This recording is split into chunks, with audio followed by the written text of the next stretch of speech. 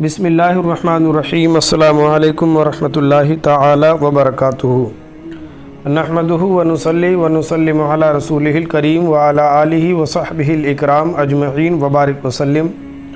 خیر الناس من ینفع للناس، لوگوں میں بہترین انسان وہ ہے جس سے دوسروں کو نفع پہنچے۔ درس نظام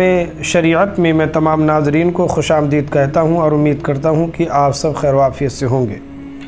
آج کا جو ہمارے درس کا موضوع اور عنوان ہے وہ ہے شب میں بیدار ہو تو کیا کریں، یعنی کہ رات میں سونے کے بعد جب درمیانی رات میں آنکھ کھلے تو ہمیں کیا کرنا چاہیے، اس تعلق سے آج کے درس میں ہم گفتگو فرمائیں گے۔ ناظرین محترم، ام المؤمنین سیدنا اما عائشہ صدیقہ رضی اللہ تبارک و تعالی عنہ فرماتی ہیں کہ رسول اکرم صلی اللہ تبارک و تعالی علیہ وسلم کی جب چشم مبارک رات میں کھلتی اور آقا کریم رات میں جب بیدار ہوتے تو اللہ کریم اپنے معبود حقیقی کی یاد میں یوں عرض فرماتے، بسم اللہ الرحمن الرحیم، لا الہ الا اللہ الواحد القہار رب السماوات والارض وما بینہما العزیز الغفار۔ اس کا ترجمہ یہ ہے، یعنی معبود برحق صرف اللہ ہے، نہ اس جیسی کسی کی ذات ہے نہ اس جیسی کسی کی صفات۔ دنیا و آخرت میں سرکشوں پر قہر فرمانا اس کی شان ہے۔ تمام آسمان و زمین اور دونوں کے درمیانی کائنات کی پرورش فرمانے والا اللہ تبارک و تعالی ہے، ہر چیز پر غالب ہے کہ اس کے قبضہ قدرت سے کوئی مخلوق باہر نہیں ہو سکتی۔ خطا کاروں کی دنیا اور آخرت میں بکثرت خطا پوشی فرمانے والا ہے۔ تعلیمات سید عالم صلی اللہ تبارک و تعالی علیہ وسلم کے اس عمل میں ہمارے لیے یہ تعلیم ہے کہ دنیاوی تعلقات کو قائم رکھتے ہوئے اپنے معبود حقیقی کے ساتھ اتنا قوی تعلق پیدا کرنا چاہیے کہ سوتے سوتے اگر آنکھ کھل جائے تو لبوں کو اس کی یاد میں بے ساختہ جنبش ہونے لگے، زبان پر بلا توقف اس کا ذکر جاری ہو جائے، اور زبان پر جو ہے اس کا ذکر، اللہ کی تسبیح و تہلیل، اس کی تعریف زبان سے جو ہے بلا توقف جاری ہو جائے۔ چنانچہ رحمت عالم صلی اللہ تبارک و تعالی علیہ وسلم کی تعلیمات پر عمل کرنے کی بدولت صحابہ اکرام رضی اللہ تبارک و تعالی عنہم میں یہ کیفیت پیدا ہو گئی تھی کہ حضرت انس ابن مالک رضی اللہ تبارک و تعالی عنہ فرماتے ہیں کہ ہم حضور نبی کریم صلی اللہ علیہ وسلم کی مجلس میں حاضر تھے۔ آپ نے ارشاد فرمایا کہ اس وقت ایک جنتی مرد آ رہا ہے۔ کچھ وقفہ کے بعد ایک انصاری اس طرح حاضر ہوئے کہ ان کے بائیں ہاتھ میں جوتے تھے، یعنی کہ وہ اپنے الٹے ہاتھ میں جوتے پکڑے ہوئے تھے، اور ریش مبارک سے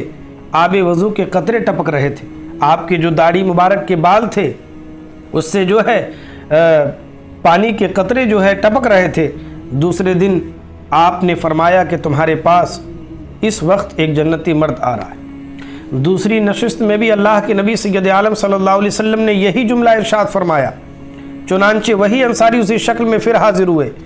تیسرے دن بھی اللہ کے نبی سید عالم صلی اللہ علیہ وسلم نے اس مجلس میں یہی فرمایا کہ تمہارے درمیان ایک جو ہے مرد آ رہا ہے، اور وہی انصاری جو ہے صحابہ اسی ہیت سے مجلس میں حاضر ہوئے، اسی طریقے سے مجلس میں حاضر ہوئے جس طریقے سے پہلے دن حاضر ہوئے۔ مجلس برخاست ہونے پر عبداللہ ابن عمر بن عاص رضی اللہ تبارک و تعالی عنہ ان انصاری کے ساتھ جو ہے اس خیال کے ساتھ کہ میں یہ دیکھوں کہ رات میں ان کا کون سا عمل ہے اور کہ رات میں کرتے کیا ہیں، اس مکان پر گئے کہ رات وہیں پر گزاریں اور یہ معلوم کریں کہ وہ کیا چیز ہے جس کی بنا پر ان کو 3 مرتبہ جنتی فرمایا گیا۔ اللہ اکبر۔ رات بھر ان کے حالات کا مطالعہ کر کے بیان فرمایا کہ رات میں انہوں نے جتنی مرتبہ کروٹ بدلی، ہر مرتبہ ان کی زبان پر اللہ اکبر اللہ اکبر اللہ اکبر جاری ہوتا تھا۔ سید المرسلین